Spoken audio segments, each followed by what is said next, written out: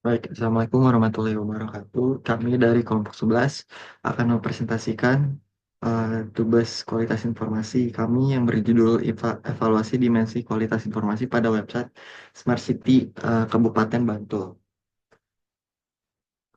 Eh, Anggota kelompoknya ada Mahes, Ahmad Faiz, dan saya sendiri, Yosef Bila. Studi kasus yang kami ambil yaitu dari website Smart City Kabupaten Bantul. Lalu dimensi kualitas informasi yang kami ambil itu ada akurasi, kesesuaian, kelengkapan, keterbaruan, dan kemudahan akses. Untuk indikator yang pertama ada eh, akurasi. Kami mengukur dari keberadaan sumber data, kejelasan deskripsi, validitas informasi, dan konsistensi informasi. Yang kedua, untuk kelengkapan, kami mengukur dengan informasi mencakup semua layanan, eh, adanya penjelasan detail, panduan akses layanan, eh, lalu yang terakhir keberadaan informasi terkait. Lalu yang ketiga, kesesuaian.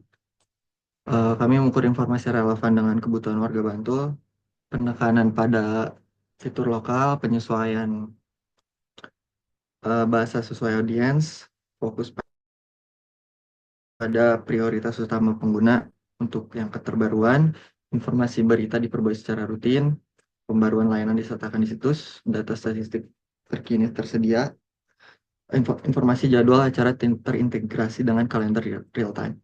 Lalu yang terakhir, kemudahan akses, navigasi jelas dengan struktur menologis, waktu muat halaman yang cepat, tersedia dalam versi mobile friendly, kejelasan dalam mengarahkan pengguna pelayanan.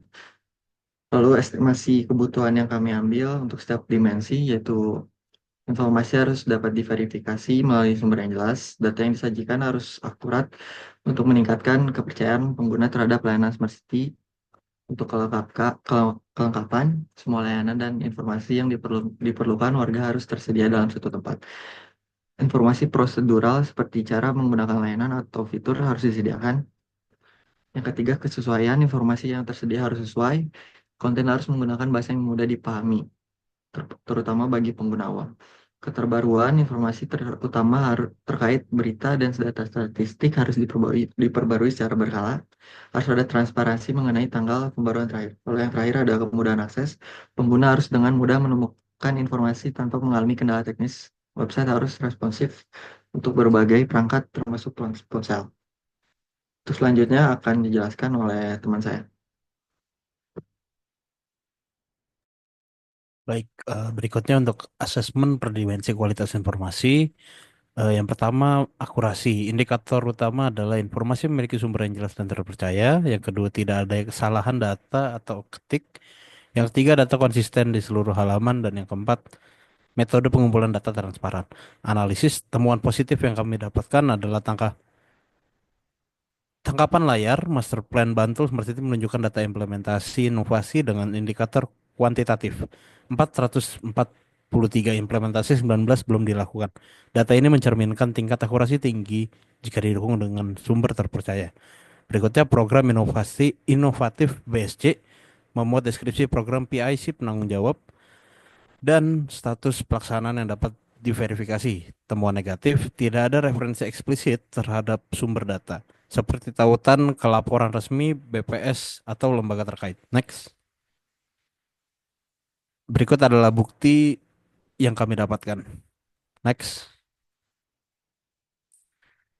Berikutnya untuk kesesuaian. Indikator utamanya ada empat, yaitu informasi sesuai kebutuhan masyarakat lokal, fitur mendukung tujuan Smart City, bahasa dan format konten sesuai audiens, dan yang keempat, eh, konten sit konten situs menjawab kebutuhan spesifik pengunjung. Temuan positif yang kami temukan yaitu ada di dimensi smart branding dan smart governance, menampilkan informasi yang relevan untuk tata kelola dan pelayanan masyarakat lokal. Berikutnya Quick Win menyediakan daftar aplikasi dan layanan digital seperti Bantulpedia yang mempermudah akses publik ke layanan pemerintah. Untuk temuan negatif, tidak semua fitur sepenuhnya menjawab kebutuhan pengguna yang memiliki literasi digital rendah. Next. Nah, berikut adalah bukti dari dimensi kualitas informasi sebelumnya. Oke, next. Untuk dimensi kelengkapan, indikator 4 yaitu situs mencakup semua kategori informasi Smart City. Yang kedua, adanya direktori atau peta layanan publik. Yang ketiga, semua bagian situs aktif dan dapat diakses. Yang keempat, adanya laporan tentang inisiatif program Smart City. Temuan positif yang kami temukan, yang pertama arsitektur SPBE Kabupaten Bantul mencakup data mendetail seperti jumlah proses bisnis, OPD terkait, dan referensi arsitektur nasional. Berikutnya, peta rancangan SPBE memuat informasi tentang status pelaksanaan program dan kegiatan. Temuan negatif yang kami temukan, beberapa dokumen tidak tersedia di halaman dokumen. Oke, next. Nah, berikut adalah bukti dari dimensi kelengkapan. Oke, next. Eh, next. Nah, berikutnya akan disampaikan oleh rekan saya. Baik, terima kasih. Di sini saya akan menjelaskan tentang asesmen per dimensi kualitas informasi. Untuk yang keterbaruan, indikator ada 4, yaitu informasi diperbarui secara berkala, ada tanggal terakhir pembaruan di setiap halaman, berita atau pengumuman terkini tersedia di halaman utama, dan data statistik dan laporan selalu terbaru. Analisis yang kita temukan untuk temuan positifnya, yaitu seperti dokumen seperti keputusan Bupati nomor 108 tahun 2022 mencantumkan tanggal pembaruan terbaru, yaitu 18 Maret 2024. Dan untuk temuan negatifnya, tidak semua halaman memiliki indikator tanggal pembaruan, membuat pengguna sulit memastikan apakah informasi ini terbaru. Nah, next. Berikut adalah bukti dari asesmen yang sebelumnya. Next. Dan yang terakhir itu asesmen per dimensi kualitas informasi untuk kemudahan akses. Yang pertama itu indikatornya ada navigasi situs jelas. Yang kedua, informasi penting dapat diakses dalam 3 klik atau kurang. Yang ketiga itu waktu muat halaman cepat. Dan yang terakhir itu situs mendukung pengguna dengan kebutuhan khusus.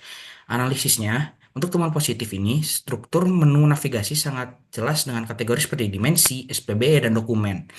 Yang kedua itu informasi penting seperti quick wins mudah diakses, dan temuan negatifnya itu ada tautan mati yang mengganggu pengalaman pengguna dan tidak ada fitur aksesibilitas khusus seperti mode kontras tinggi atau teks alternatif. Next. Berikut adalah bukti dari asesmen sebelumnya. Next. Untuk rekomendasinya akan saya serahkan ke teman saya.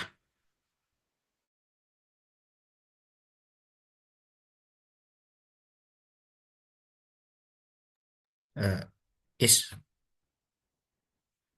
Baik, untuk rekomendasi, yang pertama ada akurasi, eh, tambahkan sumber rujukan untuk setiap data statistik agar kepercayaan pengguna meningkat.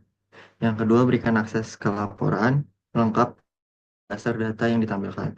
Untuk kesesuaian, tambahkan panduan visual sederhana untuk menggunakan fitur-fitur yang penting. Lalu yang kedua, sediakan format informasi yang lebih inklusif untuk berbagai tingkat literasi. Lalu yang ketiga, untuk kelengkapan, perbaiki tautan mati untuk dokumen agar kelengkapan situs tetap terjaga. Lalu yang kedua, audit secara berkala untuk memastikan semua informasi di situs relevan dan tersedia. Untuk keterbaruan, tambahkan tanggal pembaruan di setiap halaman situs untuk meningkatkan transparansi. Yang kedua, gunakan fitur notifikasi untuk memberitahu pengguna tentang pembaruan terbaru. Yang terakhir, kemudahan akses, perbaiki tautan mati untuk meningkatkan pengalaman pengguna.